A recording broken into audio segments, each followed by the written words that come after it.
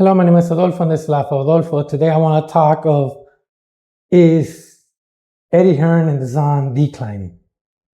Are they declining because Eddie Hearn, according to Oscar De La Hoya on his clapback, I think it's Clapback Tuesday, he started talking about PVC in one video, how he had all those boxers and they left. And now I kind of want to say what he's trying to say is they're in a decline when they could have had Hall of Fame careers with him. And he always tries to clap back or talk bad of Eddie Hearn.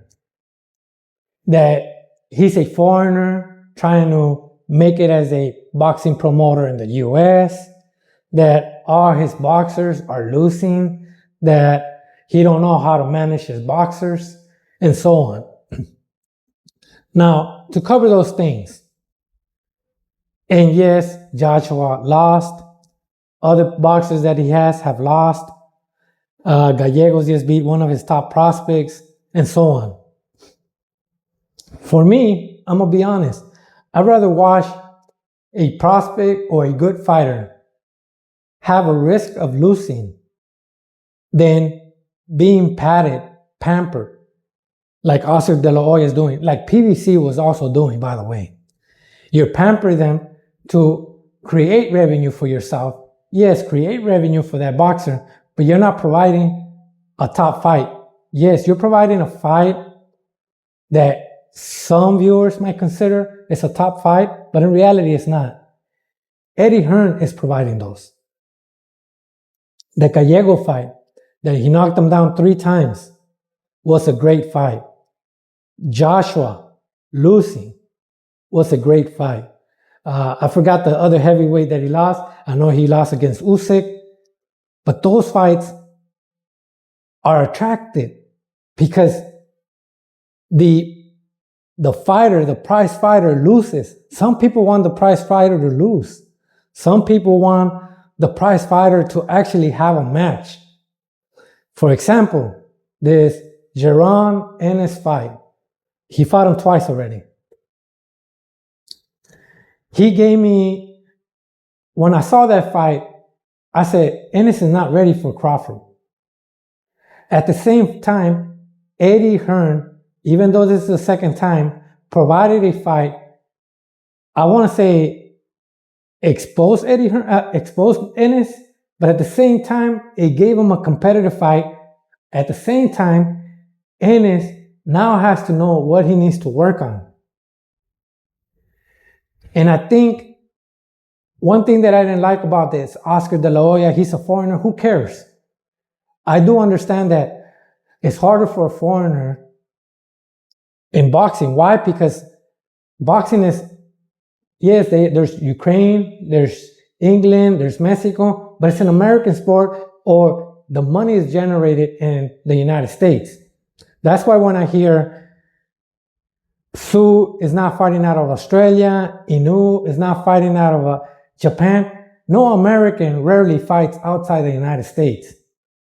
Meaning that they're getting the benefit of the call if you want to compare it to Inu, Su, and other boxers that fight in another country abroad and not in the United States. I remember, I think it was Diaz or Rocky Juarez, I think both of them are for Texas.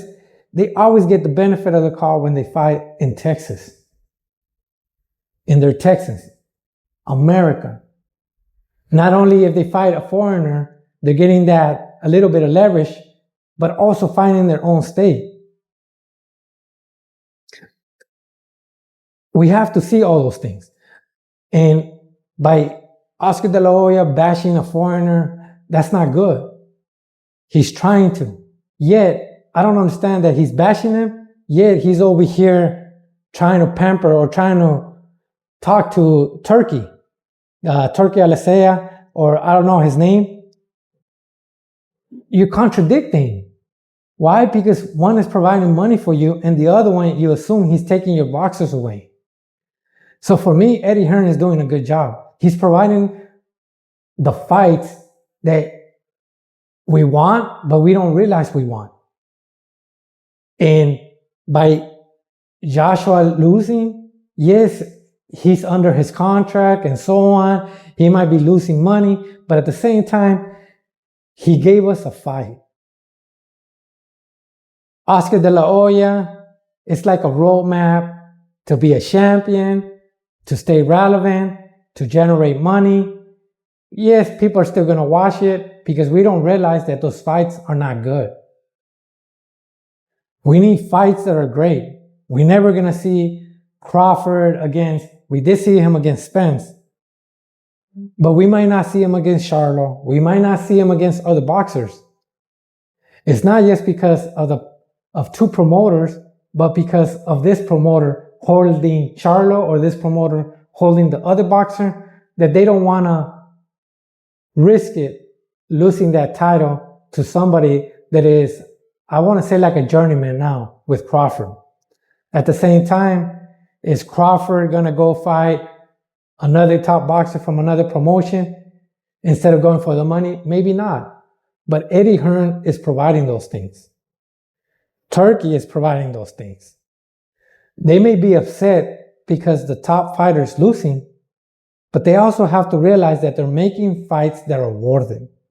And that's why, for me, what Oscar said in saying you're losing your boxer, you're losing your fights against so-and-so promoter, you don't know how to manage him.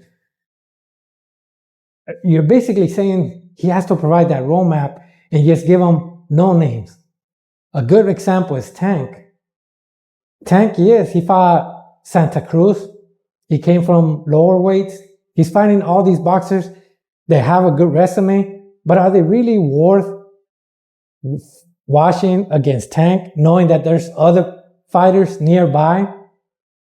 And we're not going to talk about the rehydration clause. I'm just giving an example. There's Teal. There's other boxers that we'd rather see Tank fight. And DAZN and Eddie Hearn are doing that. And for me, Eddie Hearn is doing a good job.